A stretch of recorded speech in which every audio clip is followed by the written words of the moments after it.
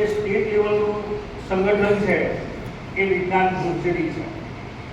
વિજ્ઞાન ગુર્જરી ઘણા વર્ષોથી સમાજની અંદર વિજ્ઞાનની લોકપ્રિયતા, એમાં સ્વદેશી વિજ્ઞાન, ગ્રામીણ કક્ષાએ વિજ્ઞાન, સશક્તિકરણ માટે વિજ્ઞાન, એ માટે ઘણા બધા પ્રયત્નો વિજ્ઞાન ગુર્જરી કરે છે.